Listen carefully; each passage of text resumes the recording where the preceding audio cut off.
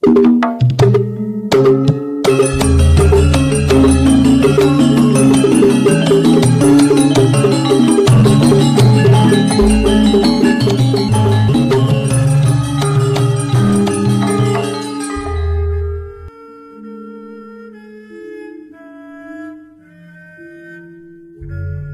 Ibu, para kadang kinasih simbah-simbah lan adik-adik, para rama suster bruder berkah dalem Gusti, sugeng rawuh wonten ing PDSK channel menika.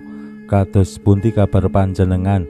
Mugi-mugi bagas kasarasan kesehatan kawilujengan tansah mengku kula panjenengan sami anggenipun nglampahi gesang ing dinten menika. Lan mugi-mugi lumantar panglimbang basa Jawi waosan Injil kula panjenengan sansaya saged gayuh iman kapitadosan ingkang leres lan mantep.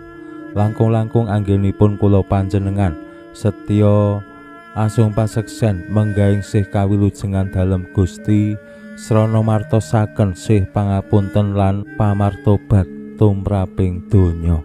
Temtu kemawon kados ingkang kala wingi Gusti ngendikaaken anggenipun martosaken Injil dados seksi dalem menika boten gampil. Wonten kathah tantangan, wonten kathah pepalang sing yen awake dhewe ra kuat temtu bisa-bisa mandeg neng tengah dalan utawa ya terus bubar, terus melajar. Dados seksi dalem Gusti nggadahi tanggung jawab sing awrat. Awit dereng kathah tiyang ingkang pitados ing panjenengane, dereng kathah tiyang sing wantun nampi Gusti Yesus. Mila anggenipun asung paseksen temtu kemawon wonten kemungkinan awake dhewe ditolak, awake dhewe diunek-unekake, awake dhewe dicurigai, awake dhewe ngalami maneka warni karibetan masalah lan macem-macem. Padahal yen kula panjenengan ngemuti mentalitas zaman awake dhewe termasuk wong-wong sing males banget nek rekoso, males banget nek kudu mikir dawa, apa meneh diunek-unekke wong nggih, awake dhewe wis ora duweni kesabaran. Menika tantangan-tantangan ing zaman kula panjenengan anggenipun asung paseksen menggaing pamartobat lan pangapunten ing dosa.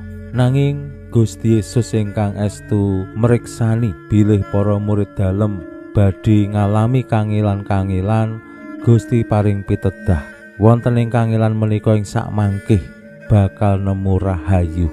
Nah menika ingkang dados pengajeng-ajeng, menika ingkang dayani anggenipun kula panjenengan tertarik, terdorong pancen kudu rekoso sik kanggo gayuh kamulyan jer basuki mawa beya, berakit-rakit ke hulu, berenang-renang kemudian. Utawi ing zamane Siti Nurbaya sengsara membawa nikmat. Pramila monggo kita pirengaken sabda dalem Gusti ing dinten menika lan kita wiwiti kanthi sembahyang sawetawis. Konjo ing asma dalem Yang Rama so Yang Putra tuwin Yang Roh Suci. Amin. Suawi sami munjuk Gusti Yesus sabda dalem Yang Rama ingkang sampun manjalma, mugi karsa ngandika dhateng kawula wonten ing asepen ing telenging manah kawula. KBKO kegiatan lan panglipur ingkang manjing ing sabda dalem kapenuwana kawula mawi ro ing kawicaksanan dalem. Mugi-mugi srana anggen kawula maos lan mirengaken sabda dalem kawula sansaya nunggil ing sampeyan dalem. Amin. Waosan Injil kapetik saking Injil Yohanes bab 16 ayat 2 ngantos dumugi 23a. Nalika samono Gusti Yesus ngandikani para murid, "Aku kandha sak benere, kowe bakal nangis sambat-sambat, nanging donya malah bungah-bungah. Kowe bakal nandang susah, nanging kasusahanmu bakal malih dadi kabungahan. Biyung sing lagi nglarani mesti ngrasa susah, nanging samangsa wis nglairake bayine wis ora kelingan maneh marang larani. Marga saka bungahe dene ana manungsa lair ana ing donya. Samono uga kowe saiki padha susah, nanging aku bakal weruh kowe maneh, lan atimu bakal bungah, lan kabungahanmu mau ora ana wong sing bisa ngrebut saka ing atimu. Ing dina iku kowe ora bakal nyuwun priksa apa-apa maneh marang aku. Makaten sabda dalem Gusti.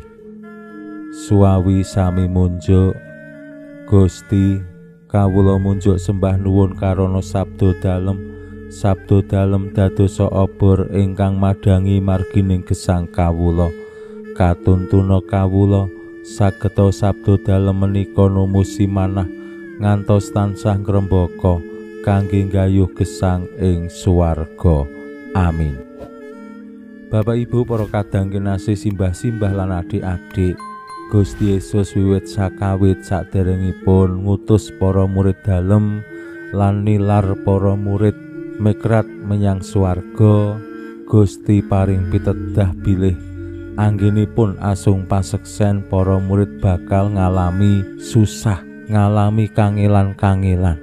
Menika tentu saged dados persiapan utawi kesadaran tumraping para murid yen para murid estu purun sumadya cawe-cawe ing pakaryan kawilujengan dalem dados seksi-seksi dalem. Para murid ya kudu siap resiko susah. Yen para murid mboten purun susah, nah menika sing dadi masalah.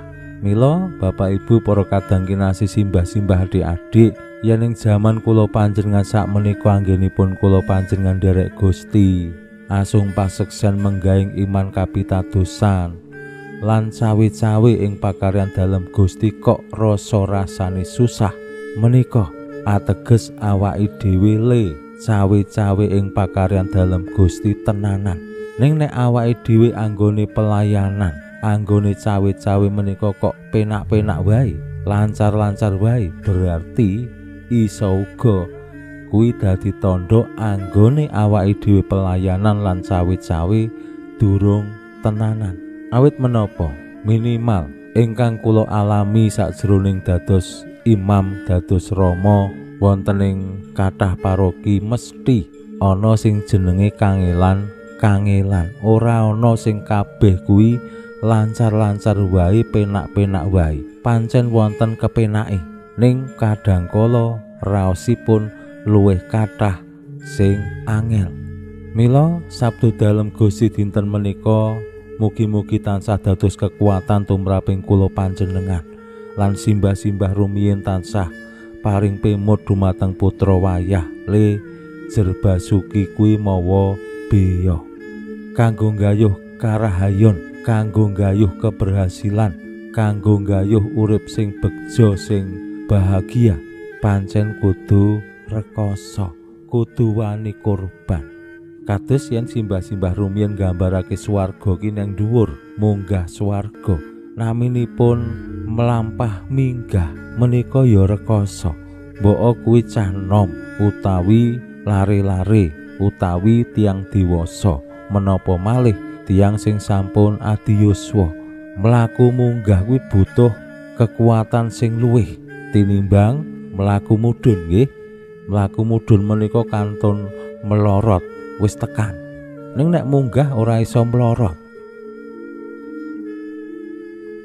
Nah menika dados gambaran kados pundi anggenipun para murid ing sakmangke ngadepi kangelan-kangelan sing ora mung soal ana masalah sing ora gampang diatasi, ora mung soal ana sing wong ra percaya utawa maido utawa ngeyel, ning para murid kedah ngetohake jiwane, ngetohake uripe kanggo nglabuhi Gusti, dadi martir isilahe wong-wong saiki. Lan pitedah dalem Gusti bilih kabungahan jati menika ing sakmangke bakal tinampa dening para murid menika sing temtu dados idam-idaman lan kekuatan kula panjenengan sami. Rekoso ki ora masalah yen endinge mengko pancen wohe bungah.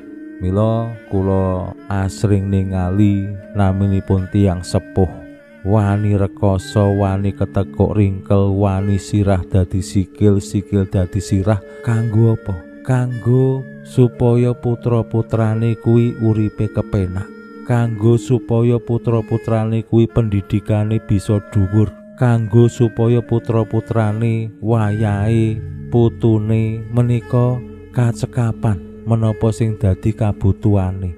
Menika umumipun tiyang sepuh wani kurban, wani ketekuk ringkel lan mangkih estu ngraosaken kabungahan, ngraosaken kabegjan yen pranyata putra-putrane dadi wong sing apik, dadi wong sing sregep ning gereja, dadi wong sing pribadine pancen nengsemake.